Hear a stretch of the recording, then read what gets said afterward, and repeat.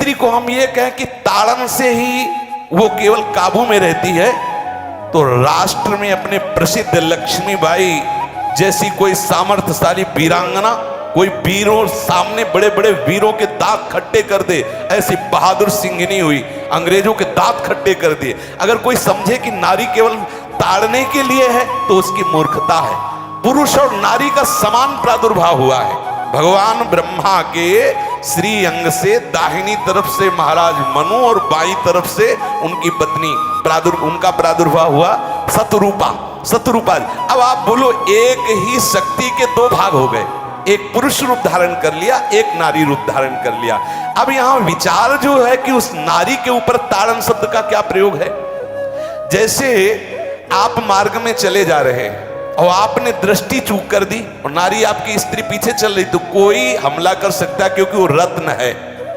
14 रत्नों में एक रत्न स्त्री रत्न भी है। स्त्री को रत्न कहा गया है। भगवान श्री राम जब वनवास में जा रहे हैं तो सिया जी को आगे नाव में जब चढ़ाना होता तो पहले सिया जी को चढ़ा, सीए चढ़ाई चढ़े रघुराई, पहले आगे। दृष्टि रखो, दृष्टि चूक गई तो रत्न है। यहां दृष्टि रखना, शासन मतलब उसको पिटाई करना नहीं कि जैसे ढोल को पीटा जाता है ऐसे स्त्री को पीटा जाए, शूद्र को पीटा जाए तो गंवार को, ये व्याख्या नहीं है, ये मूर्खता है, इसे व्याख्या नहीं कहते। जैसे कनक शब्द के कई अर्थ होते हैं, ऐसे ही ताड़न शब्द का यहाँ अलग अलग प्रयोग है। स्त्री के ऊपर दृष्टि रखो। किस भाव की दृष्टि रखे? क्योंकि वो हमारे यहाँ रत्न की तरह है। कहीं कोई ऐसा ना हो कि कुदृष्टि वाला कोई उस पर हमला कर दे। पाणी ग्रहण संस्कार में रक्षा का भी सूत्र बताया जाता है कि आपको अभी ये समर्पित है, आप इसकी रक्षा करें। हमारे शास्त्रीय सिद्धांत में देखो, कभी भी स्त्री को अकेला छोड़ने का सिद्धांत नहीं पाया गया।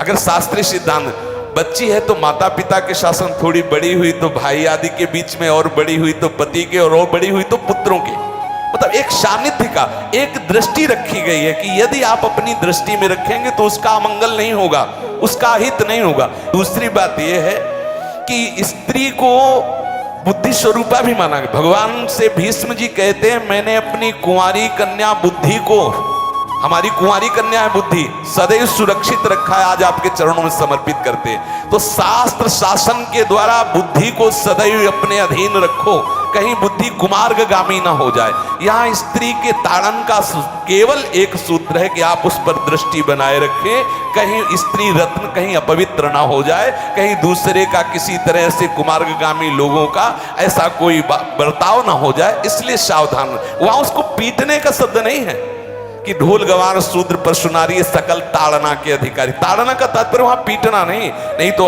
विद्वता में देखो तो एक से एक, साधुता में देखो तो एक से एक, वीरांगना देखो एक से एक, ऐसा नहीं कह सकते। क्योंकि जो सामर्थ्य पुरुष में वही सामर्थ्य भगवान ने स्त्री में भी दी, क्योंकि भगवान के ही दो रूप हैं, एक स्त्री और एक पुरुष, समझ रहे ना।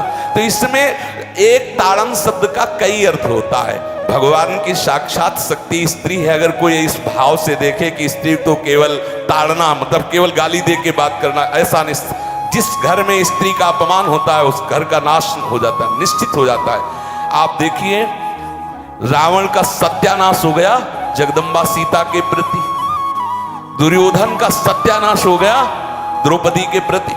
जहां स्त्री का अपमान हो जाए, अगर कोई ये समझे कि स्त्री केवल मतलब जैसा हम चाहें वैसा व्यवहार करे, तो अगर नाश ना हो जाए तो हमें बता देना, क्योंकि भगवान की वो शक्ति है। अगर उसे तुम सोचो कि हम ताड़न करें, जैसे ढोल को ताड़न करें ऐसे ताड़न करें, तो तुम्हारा नाश हो जाएगा।